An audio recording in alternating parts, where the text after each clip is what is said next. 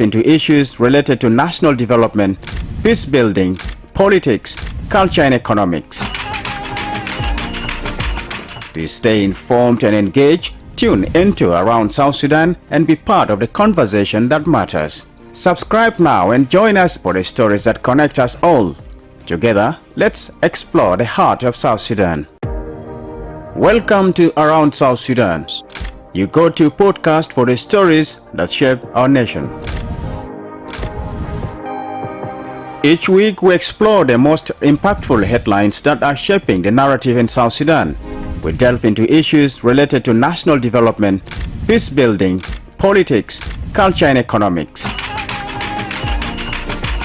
To stay informed and engaged, tune into Around South Sudan and be part of the conversation that matters. Subscribe now and join us for the stories that connect us all.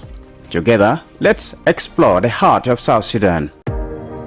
Welcome to Around South Sudan, your go-to podcast for the stories that shape our nation. Each week, we explore the most impactful headlines that are shaping the narrative in South Sudan. We delve into issues related to national development, peace building, politics, culture and economics. To stay informed and engaged, tune into Around South Sudan and be part of the conversation that matters. Subscribe now and join us for the story. Around South Sudan with me, Lasuba Memo. In tonight's episode, we look at the two military and police officers who were shot within weeks and within the capital and also within their residential homes. And today we have a reflection, and I will be speaking to the police spokesperson, Major General James Monday Enoka, and also today I'm glad to be joined by a civil society activist, and that is Boldeng Bol, who is Executive Director of Intrepid South Sudan, based in Bor Jonglei State. And also next to me is Al-Hadi Hawari, who is a journalist. And let's have a look whether you would say that there is a wave of insecurity in the capital Juba, having the country rather having encountered two really rare stories involving two officers who are very senior, and it looks like for the first time you hear senior officers become victims of gang violence in the country. We'll not entirely look at that. We'll also have a reflection on the entire security situation, especially in the major towns of the country. So I'm glad to have all of you aboard. Thank you. Thank you. Major General, it has been astonishing, and it actually generated a lot of discussions on whether everyone in South Sudan is safe, particularly in the major towns, especially given the story of two senior officers in the military and the police. And how does the police really explain such a courageous pattern of violence? Thank you very much, Lusua. We talk about the security of Juba City. Juba City is the capital of the Republic of South Sudan, and it is the highest population, and it is a high level of economic activities. When you look at this, the composition of the people and the economic activities, they bring a lot of things. So there is prosperity and there are also wrongdoings. Definitely crimes will always arise in such a composition. And you know very well that crime is antisocial. And when you talk about crimes, you go deep into criminology. It goes to the mindset. You look at the criminal motive. Usually those who commit crimes, they have got reasons of committing those crimes. And it takes us to criminology, and this is not the subject of this session. The government has done something about the security of Juba, and it is called Security of Juba City. The security of Juba City has got security committee. In this committee, all the security organs are members. And this committee meets monthly, and sometimes there are emergency meetings also. To facilitate the protection of Juba, they decided to divide Juba into 6 sectors. 6 sectors. Each sector is commanded by a high-level officer from the police and from the army. So each sector is given a big number of forces to parade the respective zones. And then now, they release their reports regularly. Sometimes we have hotspot areas in one of the some of the sectors. Once that is there, they increase the number of forces of that particular sector, so that the sector can be able to maintain security there. Recently, the increase of crime in Juba was caused by gang groups. These gang groups multiplied numbers. The gang groups include both the young and mature people, but more than half are young people. They call themselves niggers, and in fact they were violently threatening the society in different ways, by day and at night, all through. If you are going against their movement, then they will eliminate you, they rob you, and that. For that reason, the leadership of South Sudan National Police Service, together with the Juba security mechanism, resolved to launch the crackdown on criminals, which is now in the 4th week. With this,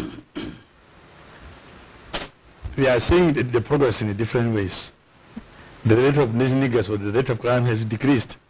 But what has provoked the situation is what when you are talking only about these 2 officers. But when you look at the residential area as a whole, the situation is stable, and I'm receiving congratulations messages from the community. But the 2 incidents happened in what we call, that is Sector 5. It has repeatedly happened in one area. The same area where they attacked the Major General, Warakosi. It is the same area where this brigadier was attacked 2 days ago, Brigadier Dut. What's your overview, Al-Hadiawari? Excuse me. Yes. I think, when they reappoint James Mande, we were very happy that, our friend returned back again to his position, because he knows, Thank you. He's a professional officer. But what is happening now these days, if you try to compare with the previous docket that you have been doing, is different completely. Because we always expect you to give us a hot report that what happened is 1, 2, 3, 4. I'm the person who reported about the 2 incidents. The incident for Kozi was something different completely. If you try to, I can call it, it's a very brave incident. The same thing with General Duar. The area that you're talking about, Sector 5, I know you guys are working very hard day and night to make sure that the security of Juba town, not only Juba town but the whole country, will be okay, as the police, the one in charge for internal security of the country. But now, if you look at this situation, compare with the number of the police, compare with the sectors, in the media we can call it there is failure that's happening from the National Police Safety of South Sudan. Because when you talk about Sector 5, I think there is some subsectors, if I'm not mistaken, what I've seen, because you can see Sector 5 is in the Green Hill in Jebel. Am I right? In Jebel here. And then there is some subsectors. You go to Kubri Haboba, you will see there is joint operation there. But they're not working for the welfare of those people, those who are living around there. They're working for their own welfare in terms of security. This is my observation, General Mande, and later you'll answer that. And the people are asking what those people are doing, because if you compare the speed of the cars of the police or joint operation moving around Juba town, the way they try to navigate the jam and traffic, we hope the same speed is supposed to be responding to the crimes that is happening also around the town. But very unfortunately now, these days, crimes happen against the leaders, those who are supposed to be guarded by by the police or by the security officers, because the narratives are different. The one of Stephen Warkozy as Major General, PhD holder, Director of Research and Planning, you cannot expect something like this to happen to him. And the same thing with Dora, as someone who is a senior officer working at the Ministry of Defense and Veteran Affairs. The same thing happened to him. And then if you go through their voices or the way they narrate to us as I radio, it's really very sad. We hope there is something new will happen, because now you people are using a very nice and good mechanism, to fight the crimes. I know it's not easy for you. But the police always are talking about not to cut the crimes completely, but to prevent the crimes, because all over the world you cannot say there is no crimes. People are different. But this one, what is happening in Juba now, there is a confirmed report also, Major General Monday. I'm sure if you go, you will get it, about some foreigner has been attacked in their houses yesterday in Gudela Block 9 at night, and people wearing uniform, from their house and take a lot of things from them. So with this issue of there is no salaries and whatever happening in the country, you go to bank, you don't get money. People just try to ask themselves exactly what is happening in this country that we are living in, especially in Juba town. Because now if you travel to go to Rumbek or Awil or go to Bor or to go to Yei, you'll find that you can live even outside in a house. But in Juba here it's very difficult. Although in Juba is the headquarters of the whole government of South Sudan, Central Equatorial State government, the Juba County, Juba City Council, is still there is some difficulties, because the one of the general, it was at they brought light, by the way, in the morning around 11:30. 11:30, the house is not far. They're sharing the same compound with Luri County. I know in Luri County there is joint operations in Luri County from different sectors of the organized forces.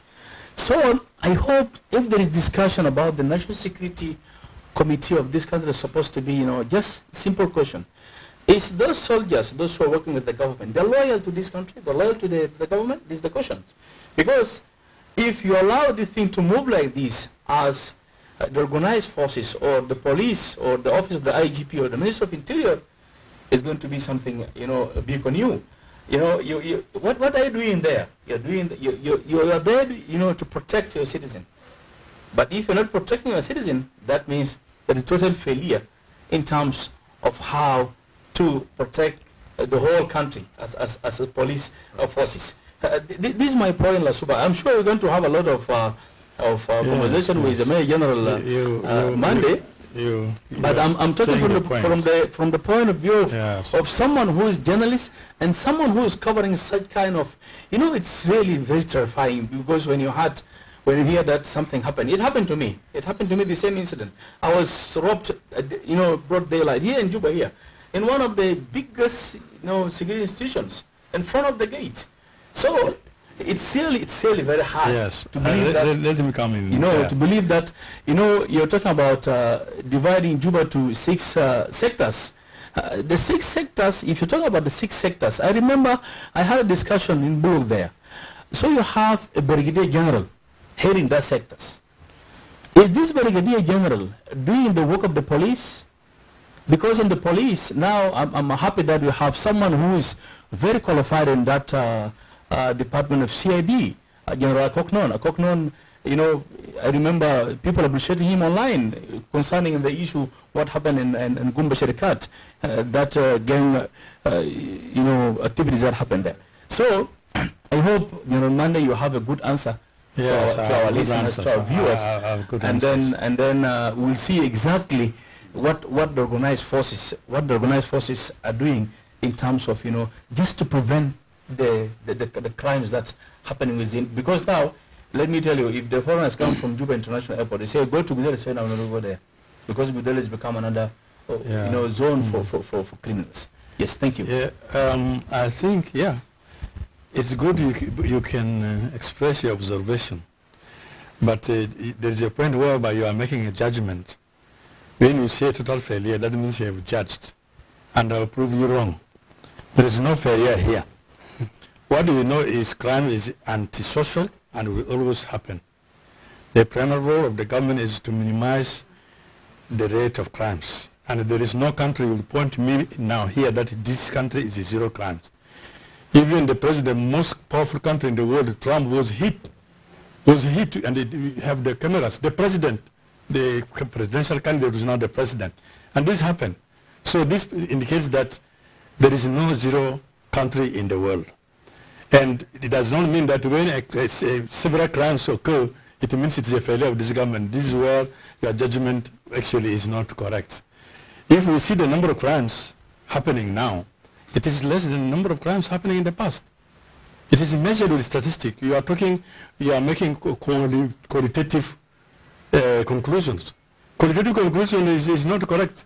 If you say you want to make qualitative conclusions, you will be talking of percentages that it was yesterday, this number, today it is like this. So I'm telling you, if, because there are reports I have here, but I'm not supposed to read this report to the public because they are secret reports. There is improvement in the rate of crimes, in the fight of crimes in Juba.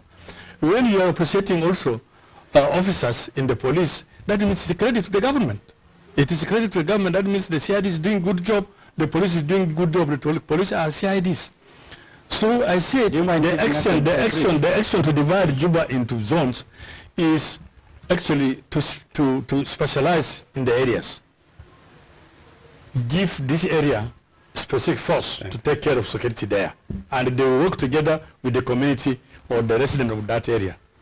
And in fact, in some sectors, in most of the sectors, the citizens are cooperating with the joint operations. Of course, if you can see a president the day before yesterday and the other, my people, there are achievements. But you only talk of the negative, there are achievements. More than 700 of these criminals have been arrested. And I can tell you with statistics that the rate of crime has decreased. There is improvement, so and I'm receiving appreciation from the citizen, the same citizen you are talking about. And we will see later on when, if it was your opening, you see some will be talking about achievement in their areas. The gangs moving again like this, cutting people is no longer there. And then the criminals do not make a choice that this is they go about their criminal motive. The big person can fall the victim of the crime, the poor person can become a victim of the crime, but all our days we have 10 categories of crime according to the Penal Code of South Sudan. And we are fighting all this, including crime against property, crimes against body, crimes against state, and so on. So the government is doing its best, and the question of dividing Juba is to deploy, apart from the sectors, there are police stations there in those locations, most locations in Juba. They are there with the forces, apart from the forces in the sectors. But the question is, there are also challenges which is not enabling the security to conduct their activities easily. The bed roads, you have to move faster. Even though you see them moving faster, but they are moving on the tarmac road. What about, but these crimes are not taking place in tarmac roads. They are taking place where they run like this and find you have to go the other way down to go like this, even the way coming here to a radio. Is it smooth? If there is a crime here, they will never get you, they will come. By the time they arrive, it means already the criminals have gone. And then you have the challenge of economics. The economy of this country, the facilities, we are talking always of capacitation. Capacitation means, first of all, the personnel must be professional trained, and then the equipment they use must be there, mobility, communication equipment, or all this, so that when they are here, yes, that man is coming, they are running, and then you review, these are all things that is to be provided by the state. When this is available to the police will work easily. Isn't that the responsibility of the government? Yeah. To provide the equipment? Who is responsible to provide the equipment? The police need the equipment, but the government has to provide and give to the police. The police is government. Police are implementing agencies. Things must be available to them to do their job. They are implementing agencies. You talk about the statistics, and the viewers would really be convinced if you could highlight what statistic it is. You said 700 have been arrested, and that is, you regard this as an achievement.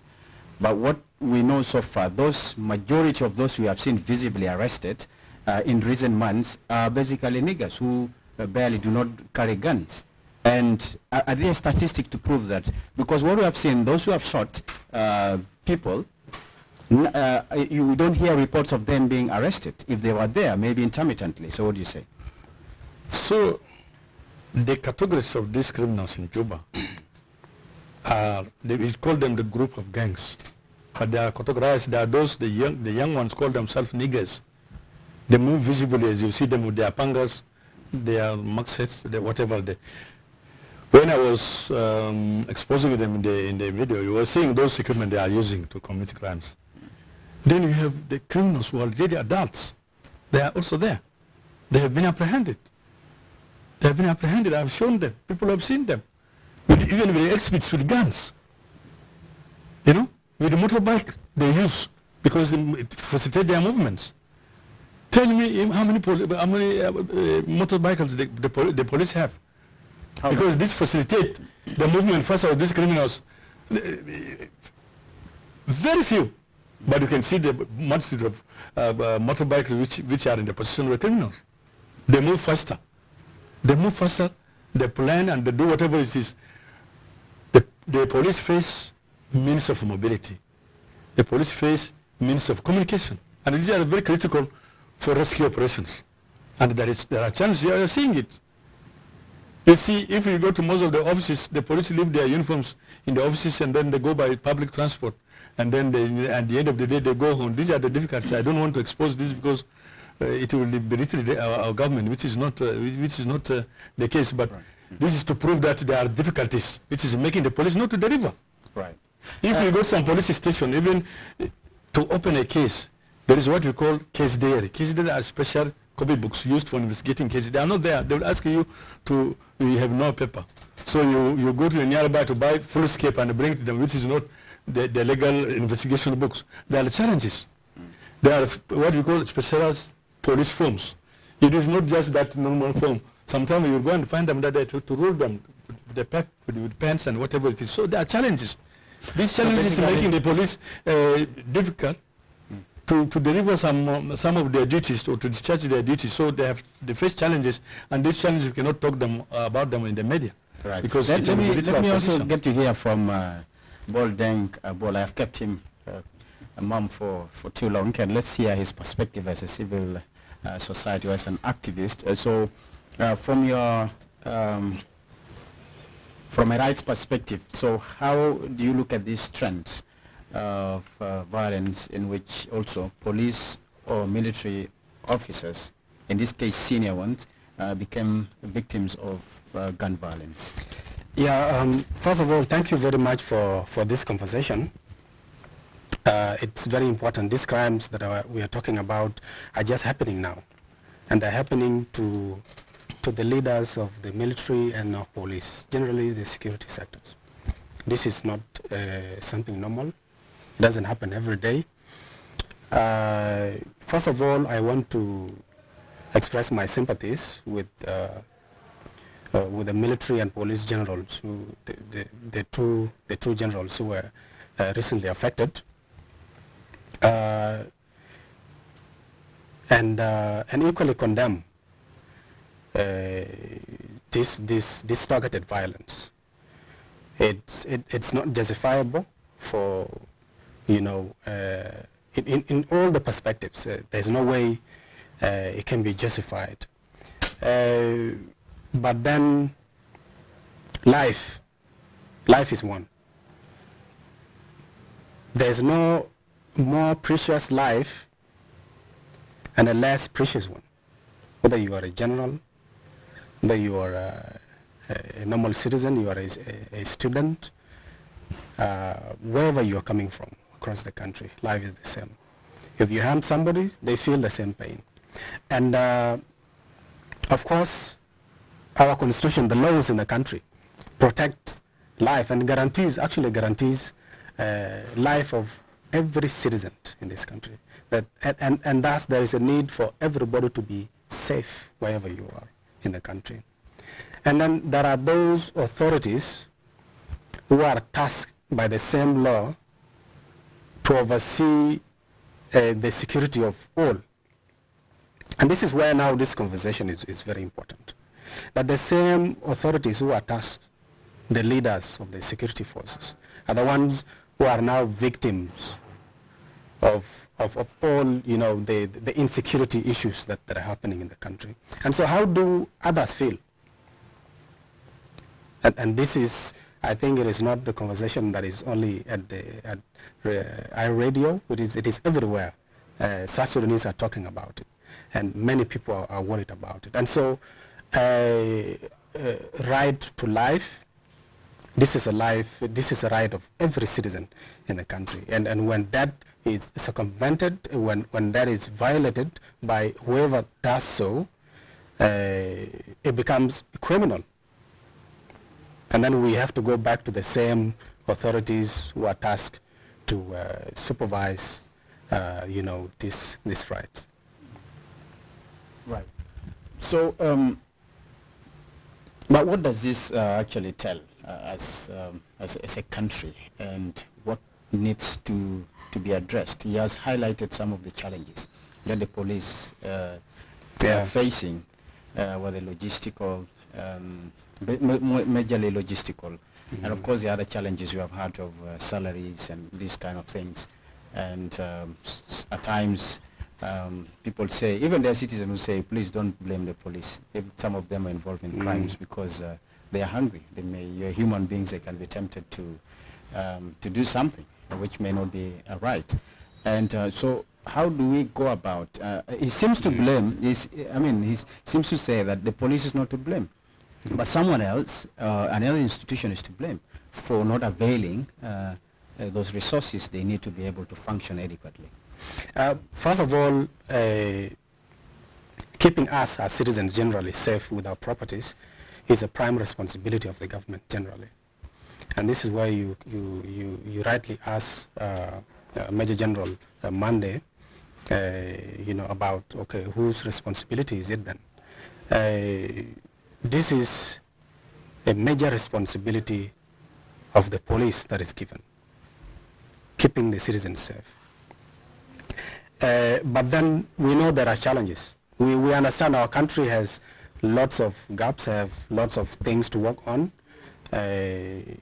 even in the current transitional you know, processes we are in. But then each institution of the government have a responsibility to make sure these challenges are mitigated. And this is also where Major General came in to tell us their efforts in mitigating it, you know, dividing the sectors to be simple for them to oversee. And but then also one major thing that remains, there are several challenges. And Major General, I thank you for mentioning mentioning the challenge of accessibility.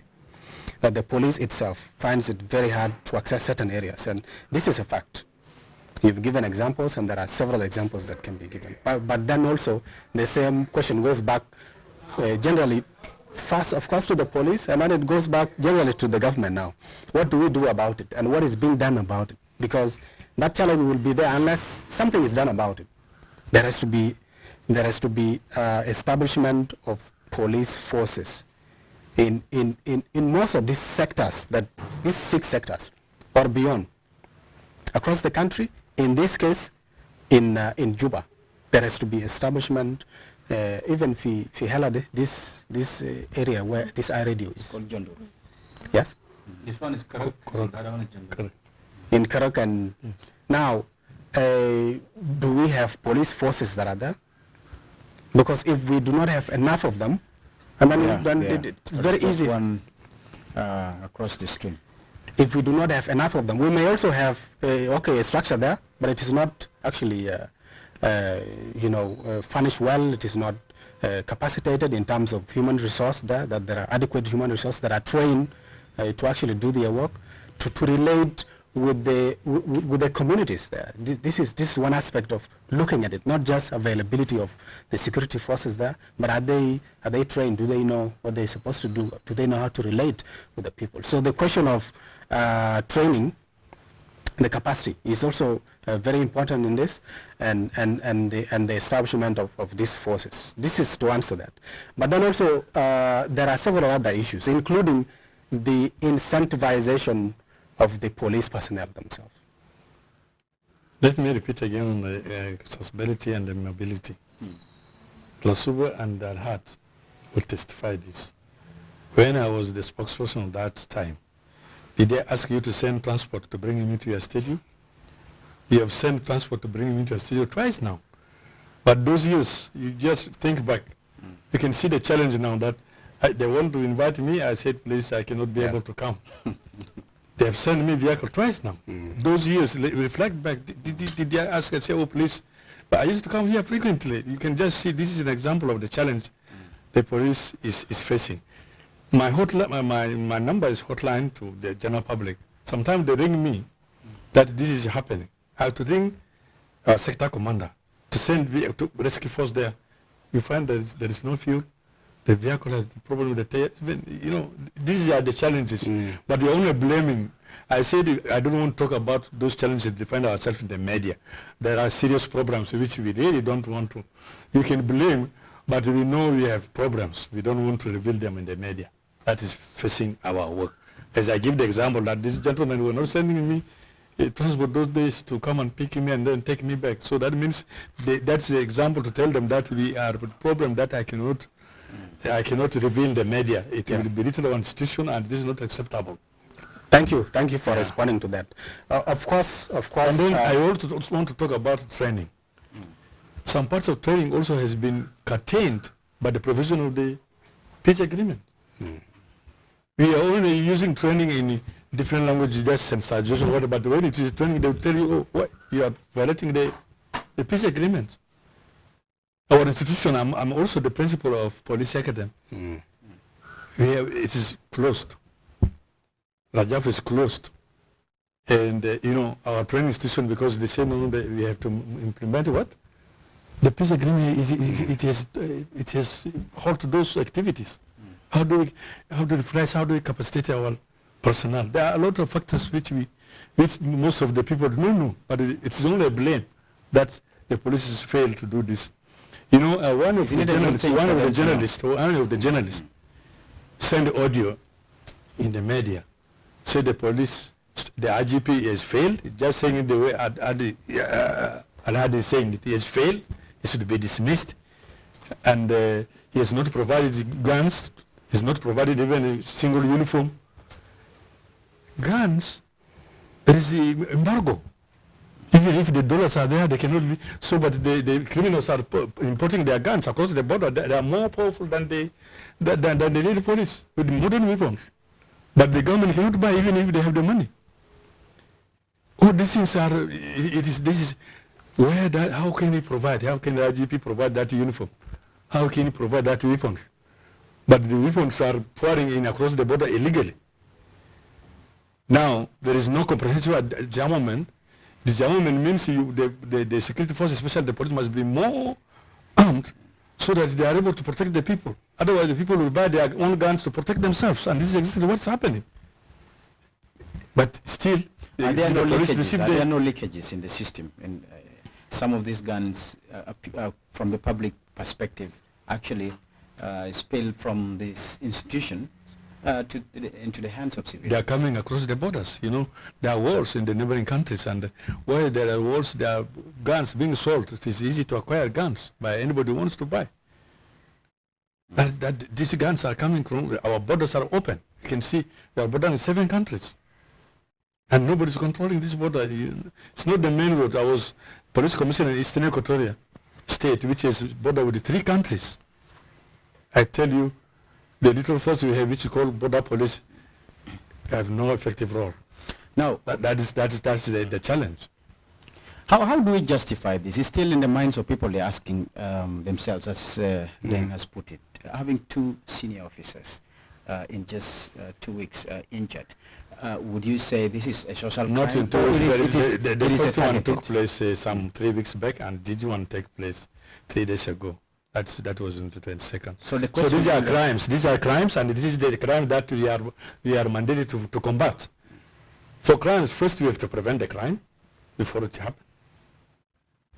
We have to combat it, discover the crime, investigate the crime, and prosecute the crimes. This is the official mandate of the police. So our vision is to make South Sudan safe. So when crime happens, we have to investigate the crime. And as we are talking, there is investigation on those crimes, not only these two. Because we are thankful to God that these journalists did not die, but there are people who have been killed. We are investigating all these cases, and we have been arresting. We have been arresting also on other cases. This one, we are also, the search is going on, investigation is going on. You cannot draw a conclusion. When a crime happened, the investigation will continue until the perpetrator is arrested and then prosecuted before the court of law. If not, the matter is open and it's still in progress. So we are investigating these crimes. Criminal cases has been opened against those people, and the force has been tasked to actually apprehend them. And this is what I can say. Like other crimes, you have crimes. been challenged that the police have not failed. General Manda, let me just give you this a brief overview about what is happening. What we're getting from the people also outside. I think I read one of the media houses in South Sudan that worked very hard hand in hand with the police to help even in different sectors. Yes. Like I remember who have been, playing a lot of voice of the people of Kumba, Lologo here, and you open that police station in Lologo by the help of Netherlands Embassy and UNDP, and in different sectors. The main concern of the people in Juba, you succeed to divide Juba to 6 sectors, and you have different police stations. Don't forget, some of these sectors turn to be a big burden to the people, to the residents who are staying in these different residential in this place here. My overview is, How are they disturbing? Because you need to know how they disturb. okay, when these water tanks coming, they have to pay money here. Border the same thing. Any truck driver, the same thing. We've been searching for that gap to get you, or to get any leader of the South Sudan Police Service to raise that concern. So, if you look at Juba as a town, there is disengagement between the people, how to raise the security concern to the police. What happened, if you look at the comments of the people, of the listeners or the viewers of iReady through the social media, you will see that there is no any cross engagement between the people and the police. Why? Because it seems like there's a matter of trust. People lose trust, and who can give them service from the security organization, especially police, the one always doing the legal process. Okay, let me finish. Yes. Let me finish, and then you'll answer that. Now you're saying there is the issue of mobility, and Bol try to also take that one as a serious concern. But to me, as a journalist, and what we have been following, and what we know, the priority of this country in this time now is organized forces to prevent crimes around all the towns of South Sudan. When you say there is no resources, yes. When you say there is no resources, What do you play? As a journalist, I cannot believe that. As a journalist, I cannot believe that. Because when you ask... What do you believe? Now you have new cars. You have these 2024, 2025 new cars. Why did they come with the one? Why did they they're in Juba town. No, that one is a different story what they're telling us. But they're in Juba town, we can see them. So ask them who provided when you talk about joint operation, that means even this joint operation, there is no meaning for it to be there, because now you have sectors. They're not functioning. They are functioning. They're not functioning. No. People are going to sectors to pay money to open case. Not open case, just to move it, because sectors, according to information or memo, sectors are not like police station. The whole Gudele, you have only one police station, which is Kubra Haboba. Okay? The whole, this southern side of Juba, you have only 2 police stations, the one of Lologo, the new one, and the one of Jebel here. The old police station of Juba, when you talk about Gumba Sharikat, they have only one. Gumba Sharikat, that people are calling in social media as a republic, one of the biggest town in Juba.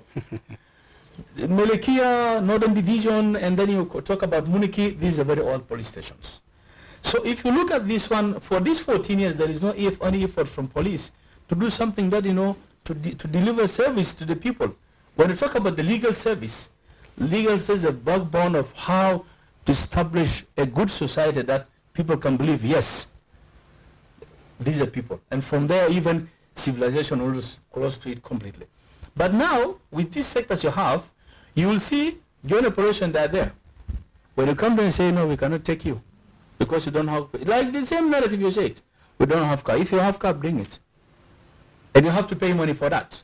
So we're receiving all these complaints. But as a media house, not all the information that you can publish.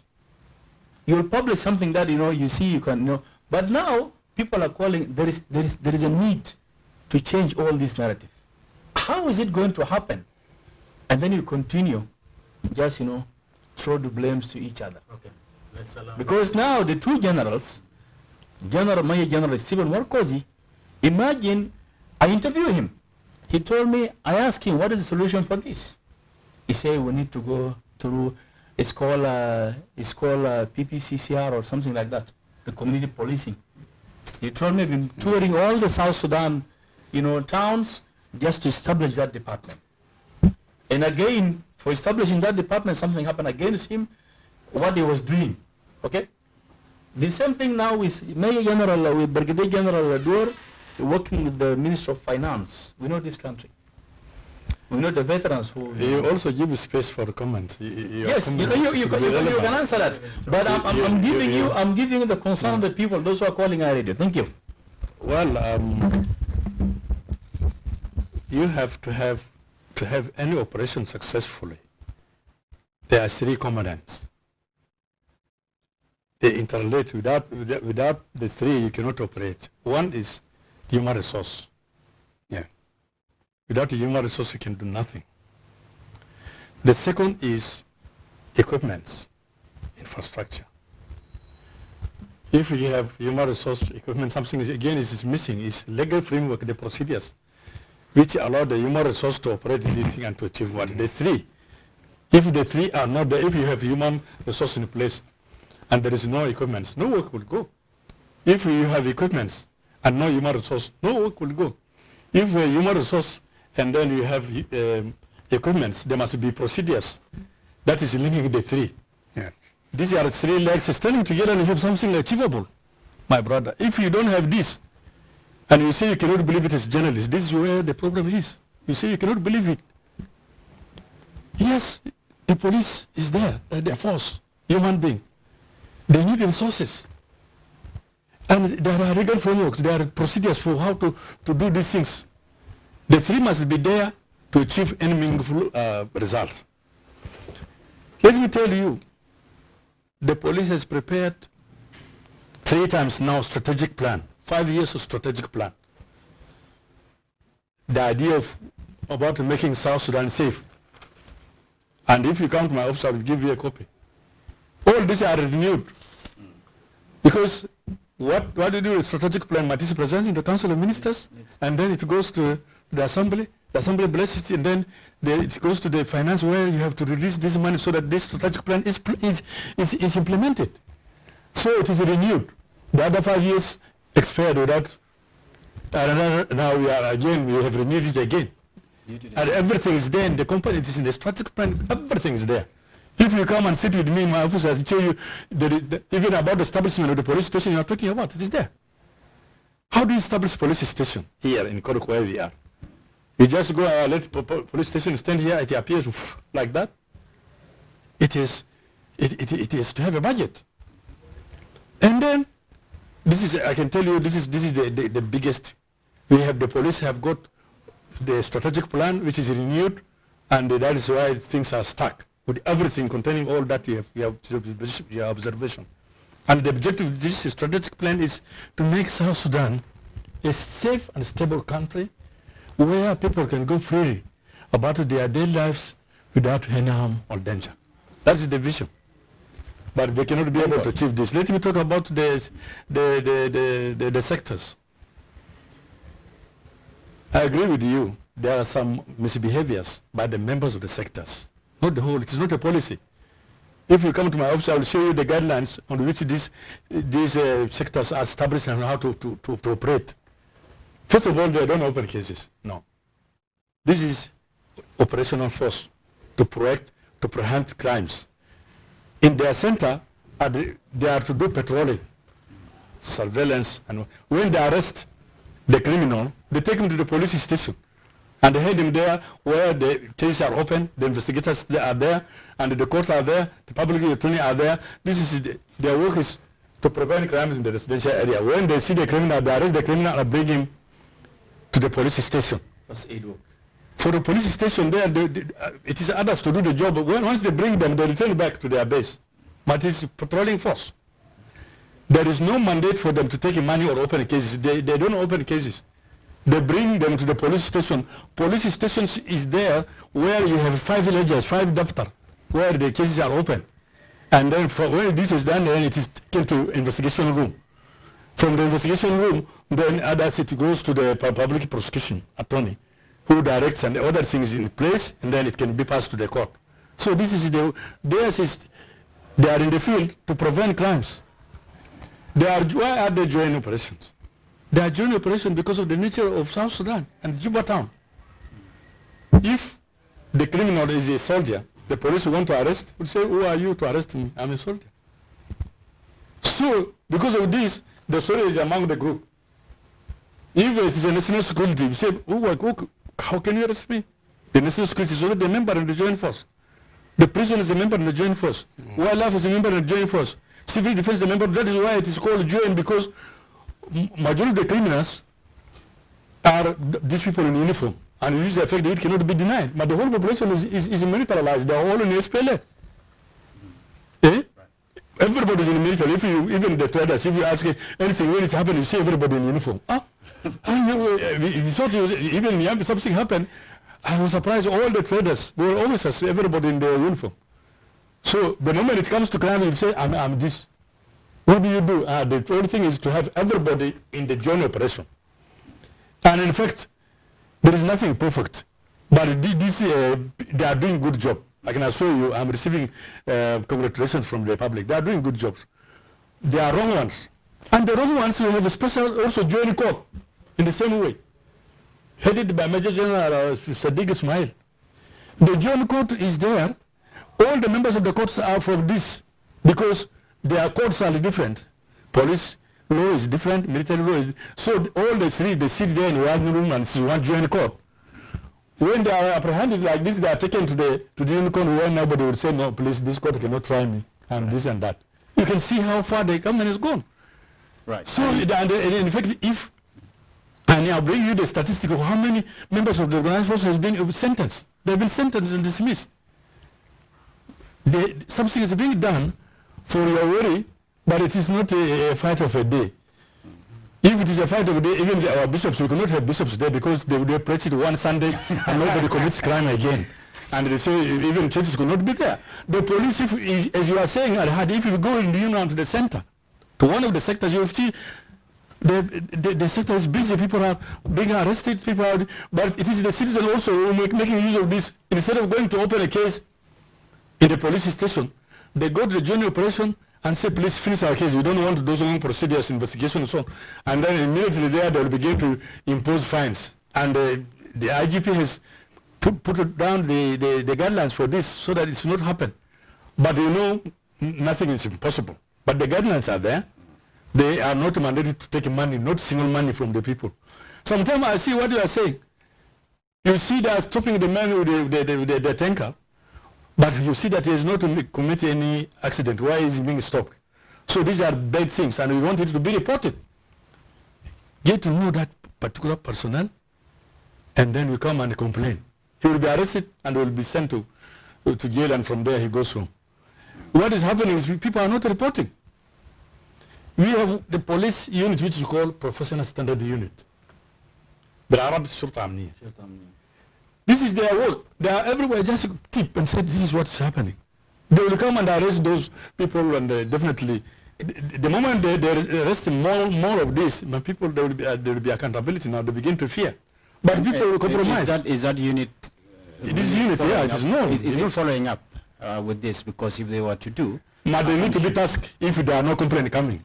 But they have to investigate complaints. But General, it's not easy for... They have to investigate complaints. No, it's not easy for someone who is staying here, for example, in Gendaru.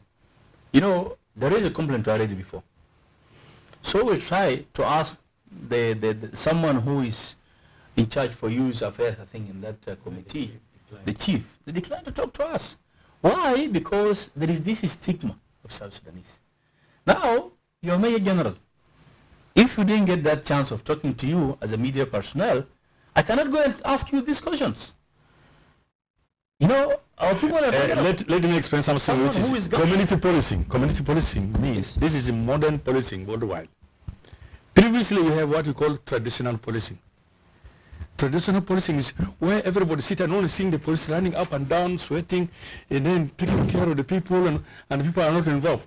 Community policing is a new concept which says the local police down there, plus the citizen around, they must work together to solve the security problem of their area. They meet, and this is what we call now Police Relations Committee, which has been formed now. It is taking shape. They become friendly. They will not be like that. That gap will not be there. Again, yesterday I asked the president of Union of Journalists, Brother Patrick Oyeta, I said, when you receive a call from a citizen that my rights have been affected, I've been beaten, I've been robbed, what do you do as a journalist? So he said, well, you have to advise him to go and open a case, and whatever. I said, okay, but the cases are not open. We only hear the report cases to the journalist, and the journalist publish it. How does the police take action? We have to initiate a case so that the police start the investigation to arrest the perpetrator. But by the time it goes to the perpetrator has disappeared. He has gone to Uganda.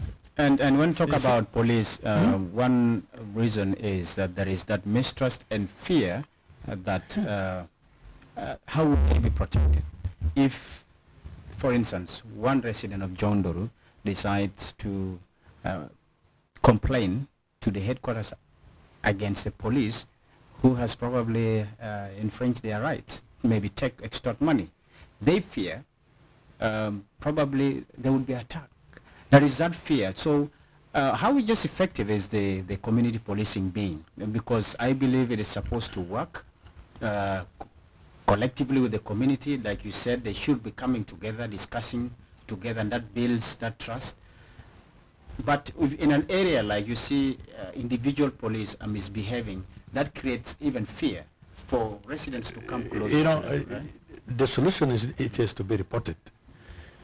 Some have come to my office and complain about some of the traffic.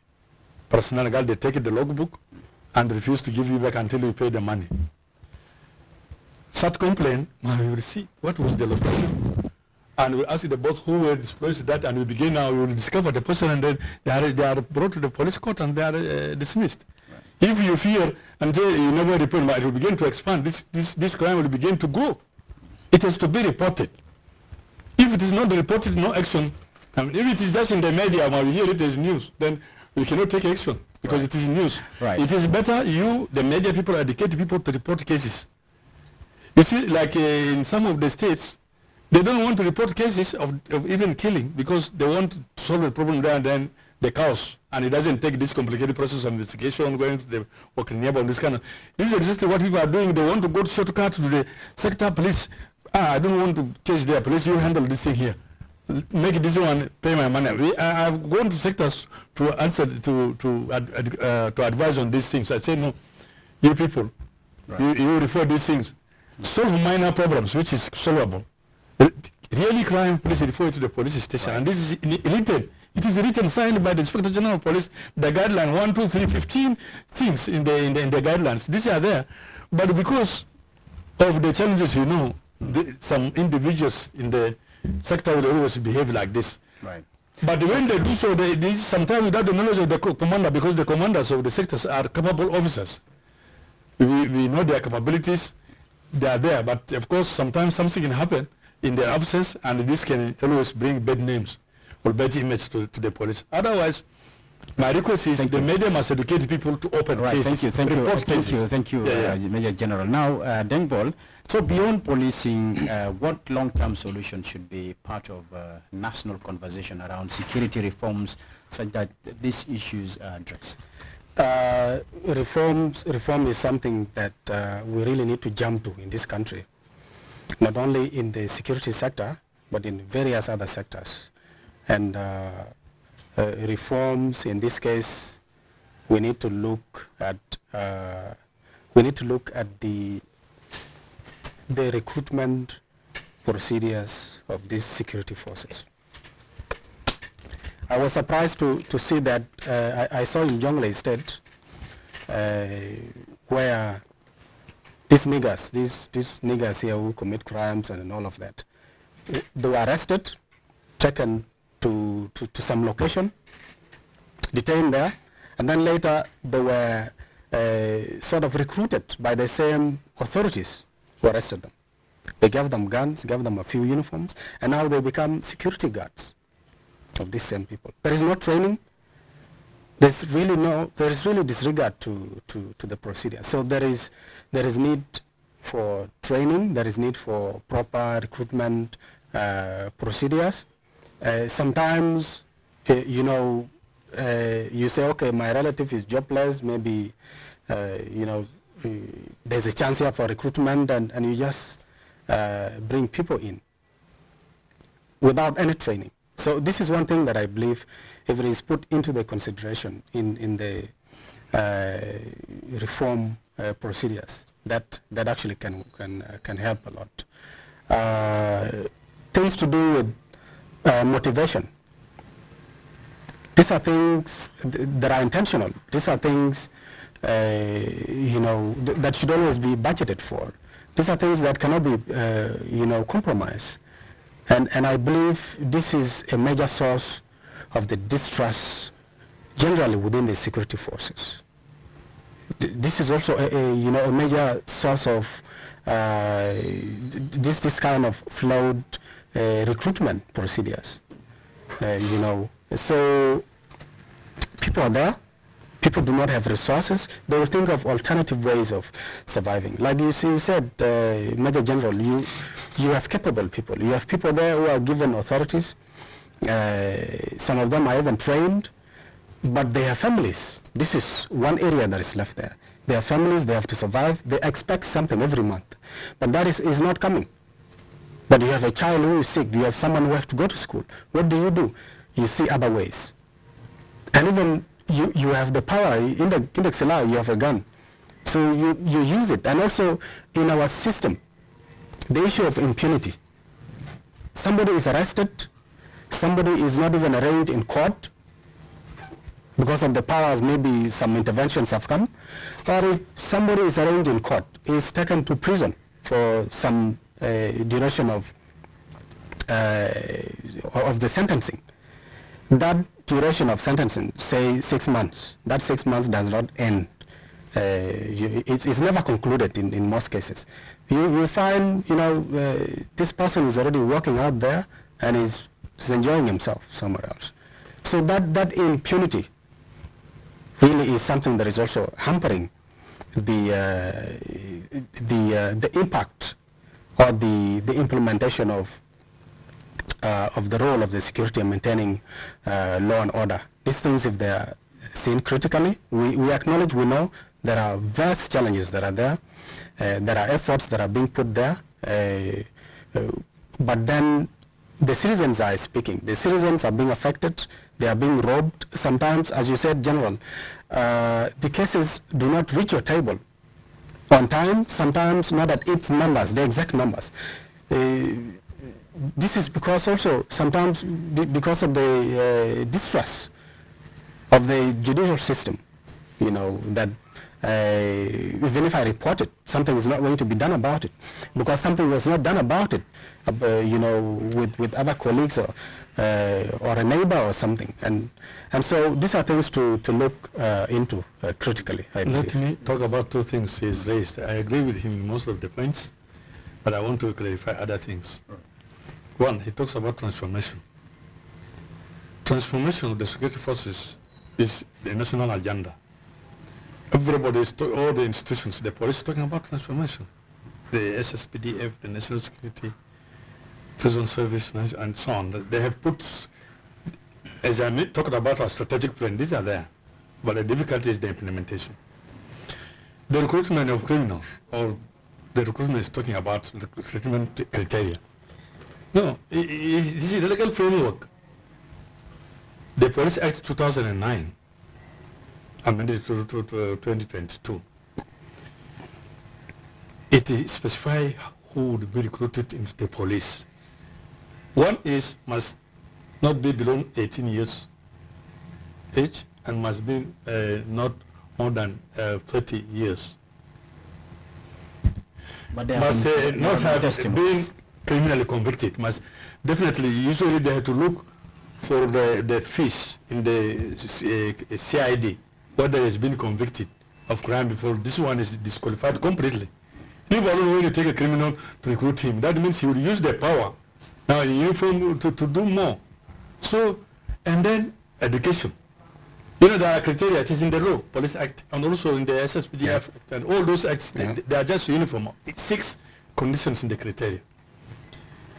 How can you take a criminal and recruit him? This is forbidden. It is a crime in police, according to the Police Act. It is a crime.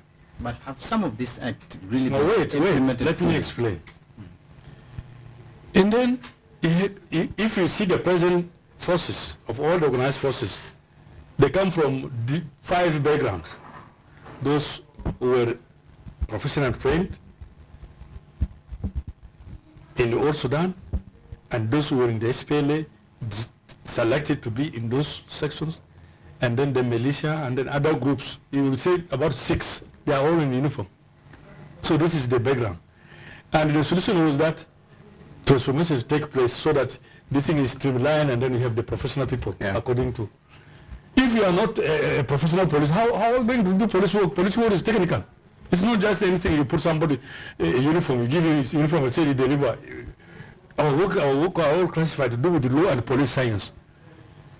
If you see me, I'm a Harsi police, drive that car and I don't know how to drive the car, what would I do? So police work is a technical, thing. I've been asked many times that the niggas we are arresting, we are sending them to front line. I said this would be a crime.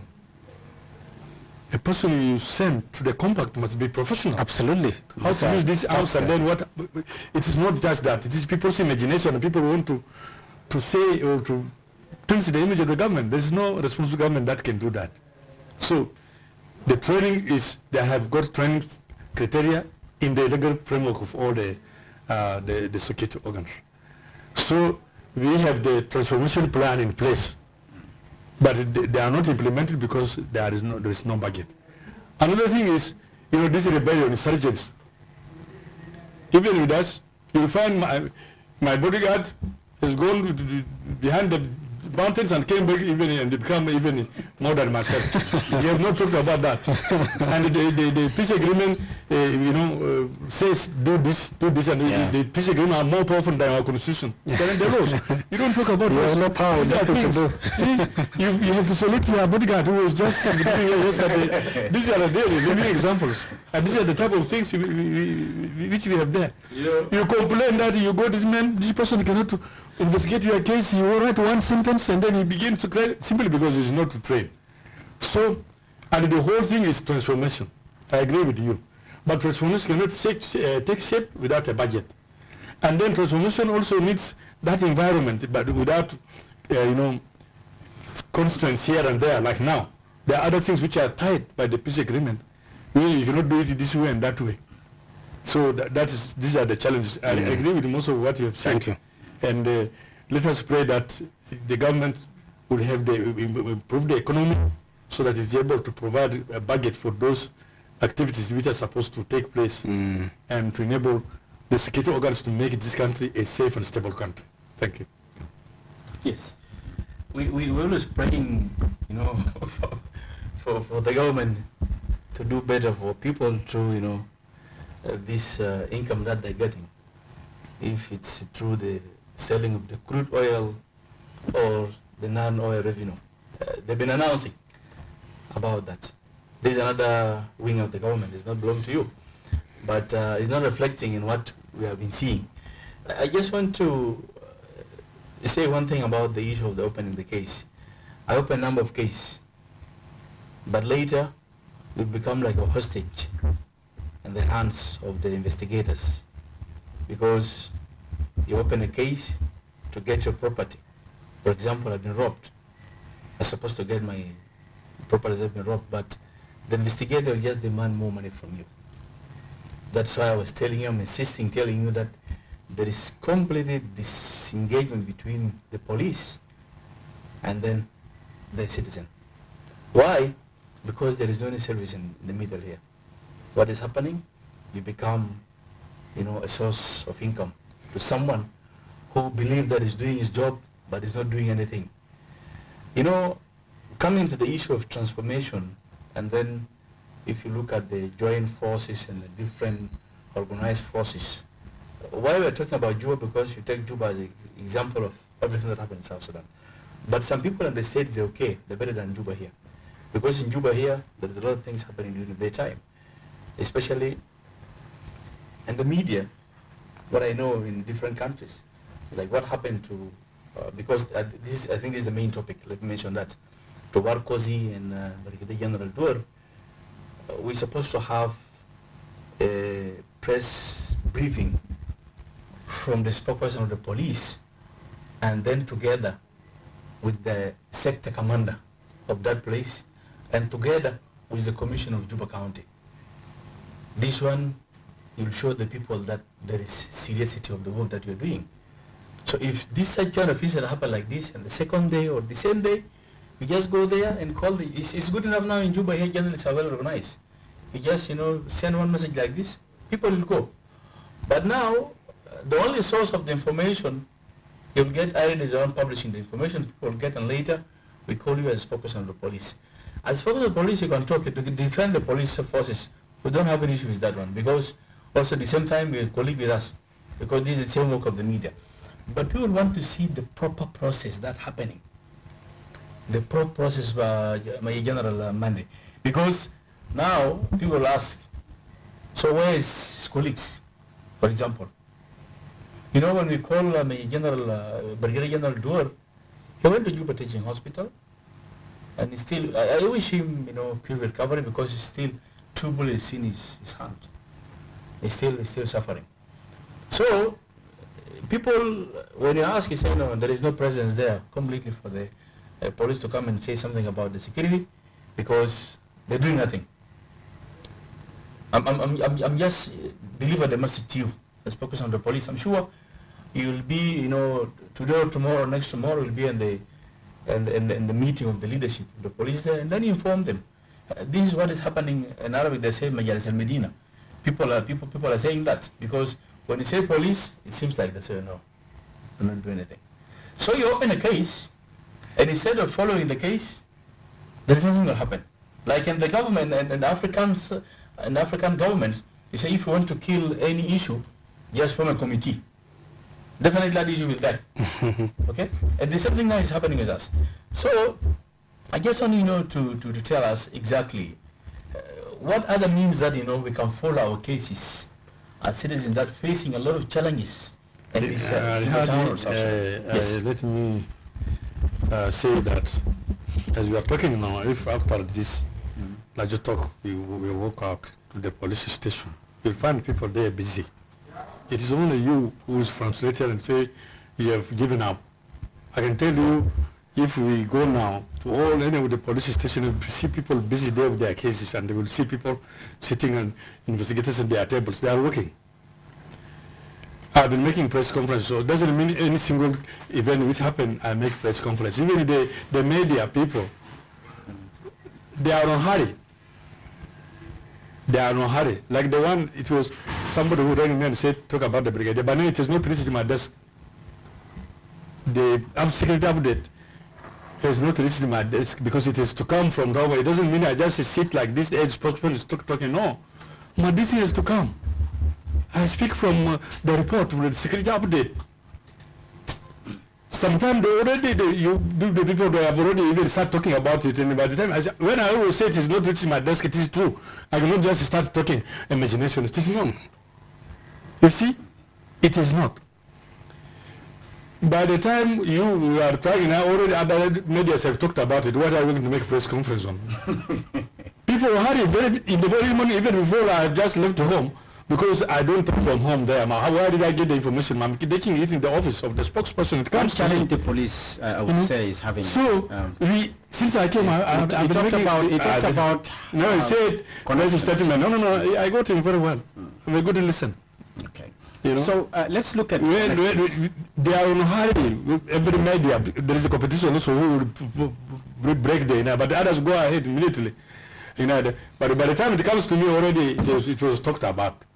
It's talked about because when cases come to me, it's not a civil case of my two colleagues, how fast but they are death cases. They are death cases from the whole country. It comes to my table. You can but theirs is called grievous hurt, as a gisim. But others are death cases. How can you talk about like what they said? Because these are generals who will be hurt. They are not killed, but other people are killed in some parts, and they don't talk about it seriously. So they have to see the rationale. Do you often receive information quickly from the different... It comes written, my friend. I will show you how it comes. Let me tell you, it comes written. Security, if it comes written. You talk about... Copy, it is copy that comes to me. Yeah. It is copy that I took from the copy. Copy to the spokesperson of South Sudan National Police. It goes up. Agency... Covering everything. And those things, everything there, we cannot talk about to the public. Agency... if when I come to talk, I always have to select which one to give to the public. But you want to because it's coming... Major General... it is a sensitive security situation or information. I cannot talk about it.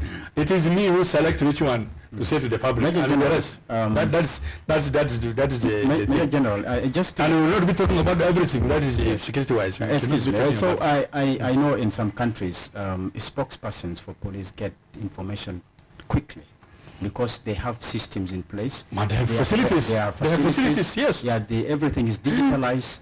And you don't have to wait for 2-3 days.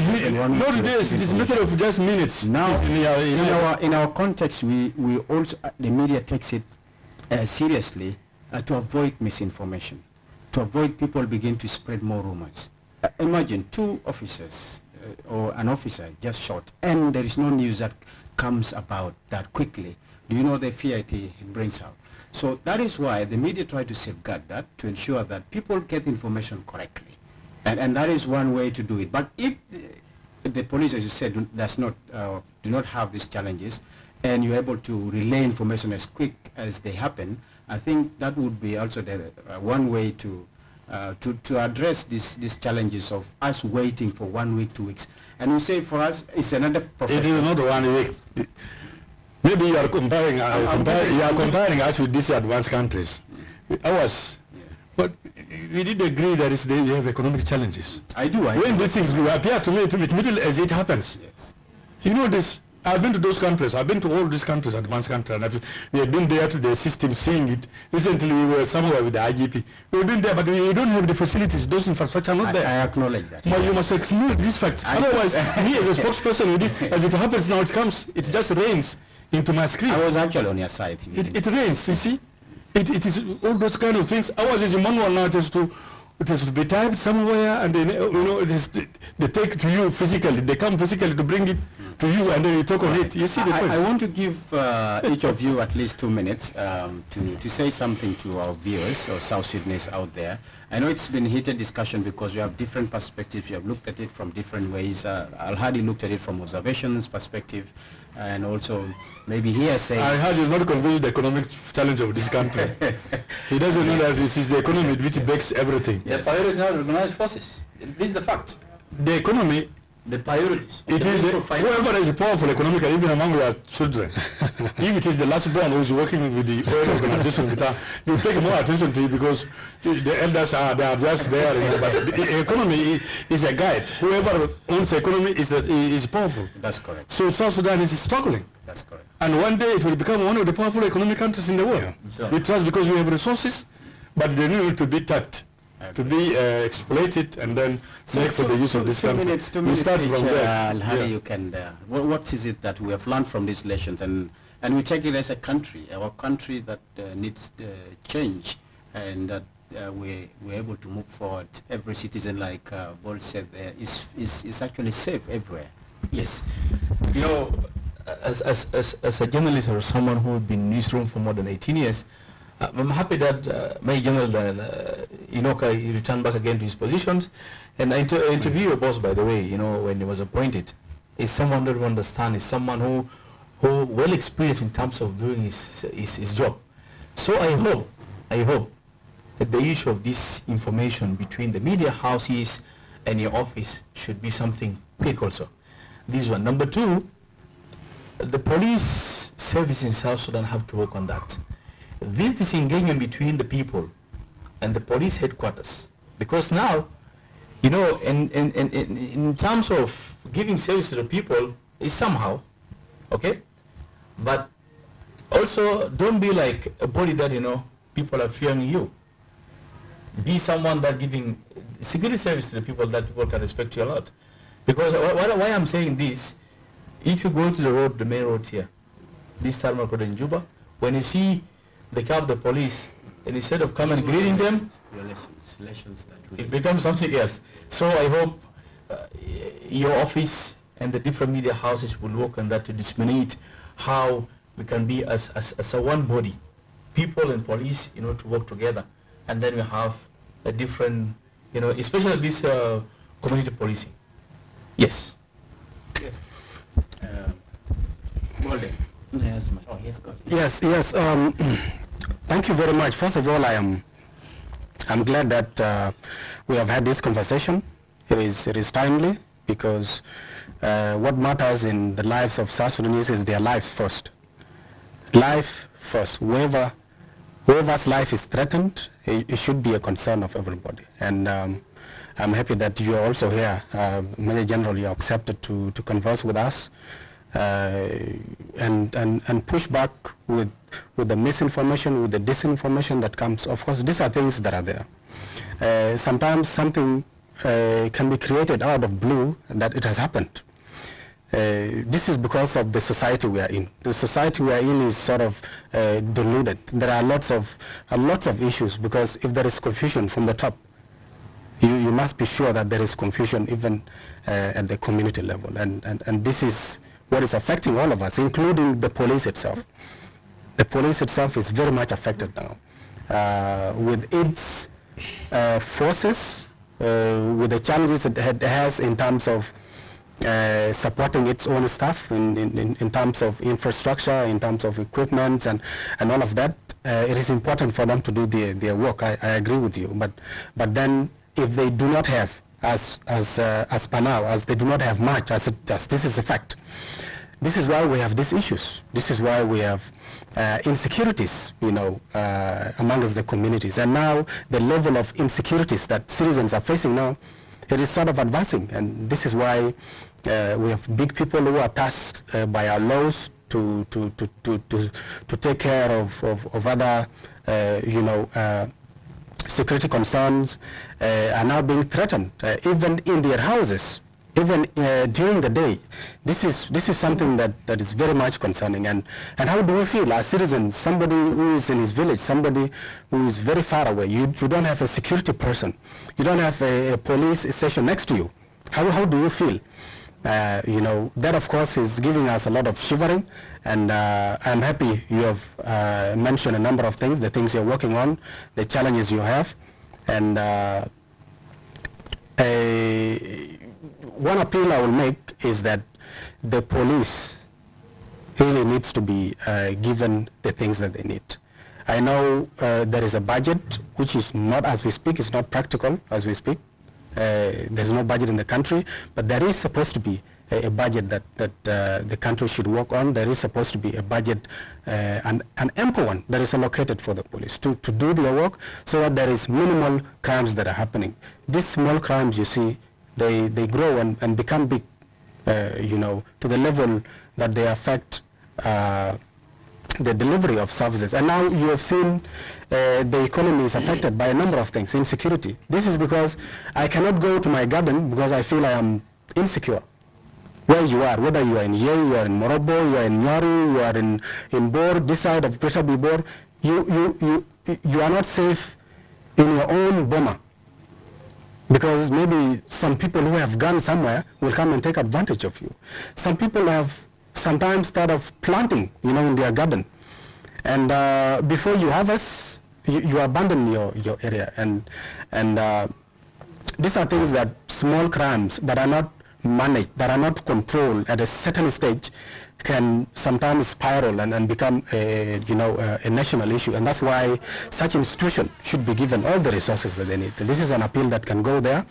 As civil society, we are very much having an open eye and also open mind. We want to see that the resources that my brother talked about, our country has resources. We have had recently, in just 2 weeks, the Revenue Authority is counting figures, in billions, and so what is important is how are they being allocated?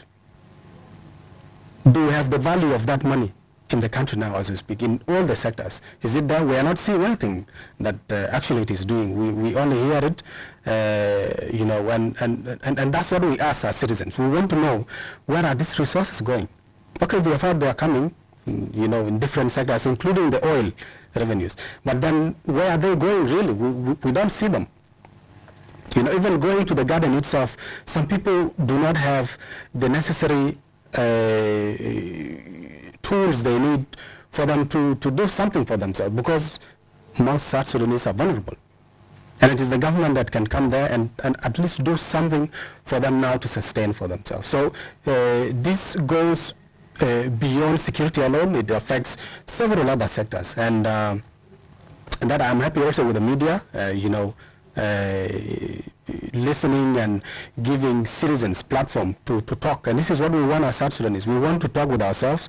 We want to say things and not to keep quiet with things. As Dr. John Grang, late Dr. John Grang said,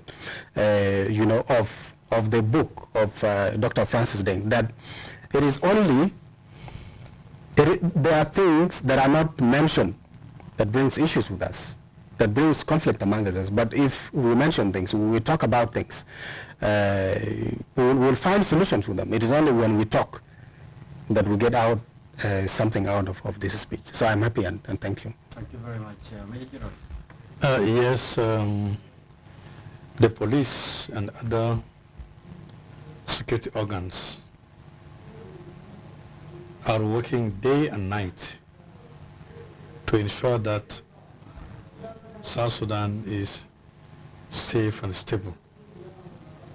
A country which is peaceful, where people can go about their daily lives without any danger or harm. To achieve this, all the security organs are committed to their mandates, and we, the police, are committed to our mandates. We will be using both proactive and reactive approach. The question of impunity will not be entertained, whereby somebody commits a crime and goes freely. This will not be entertained. We have to apprehend criminals and bring them before the court of law to face justice. We are committed to our mandate. We will be working closely with the media. I'm happy yesterday we were with the media in what we call media security seminar. We will be meeting regularly to share and collaborate how we communicate information to the public. Communication is education. It is useful for developments. We will continue to intensify and modify our policies and policing in what we call community policing.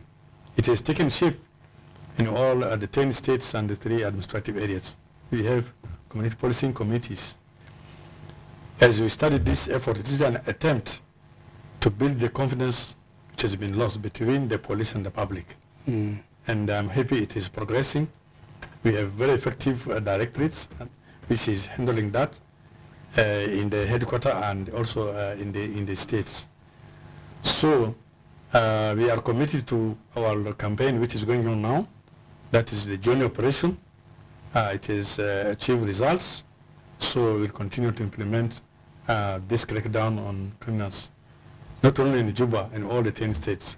We have experienced that when we crack them on Juba, they run to the states. When the election in the states, they run, they come back. But we will be doing it holistic to see that the citizens are well protected with their property. In conclusion, I thank Brother Lasubo and Brother Al-Hadi and Brother Dengbo for this good conversation.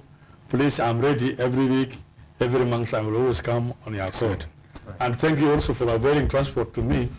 This is, you are solving one of our problems, that is mobility. Thank you very much. You have a car, but you want to show us that you don't have it. Right. Thank you indeed. I would love to thank you very much, Major General, for always availing yourself for these discussions. And this is the forum we need to create.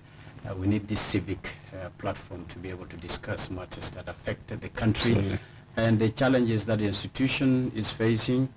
You're not the only institution facing these challenges of resources. All other sectors, education, health, have all been decrying the challenges of not having the finance or the funding to be able to carry on with the activities. And I know the police is not part of other violence that is taking part in the country. It's a very complex situation, and you're just there to protect where you can.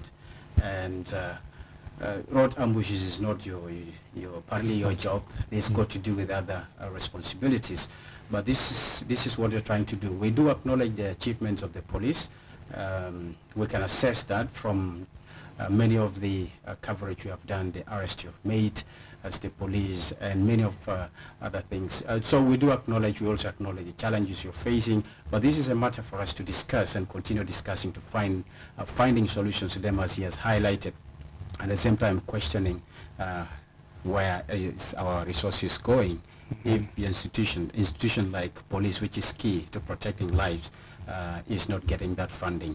And Al-Hadi, I just have to thank you, Boldo, for coming in and giving us a lot of insight. It's been very helpful of your part. And of course, Al-Hadi Aware, you have emphasized that good relationship between the media and journalists to be able to relay information. He has highlighted the importance of debunking misinformation and disinformation, such that issues are addressed timely. And I think it's been very fruitful. I do appreciate each of you, and we look forward to have such a conversation. We just hope that one time you will come to Juba, like today was kind of a coincidence, but it's good seeing you physically. My pleasure. Always on phone. So, and dear viewer, thank you so much for having stayed glued to your screen watching this conversation. We have taken much longer today because of the importance of this conversation. And all I can say is to wish you a good weekend. And of course, we have another edition of the same next week when we'll be bringing you matters that are important to the country.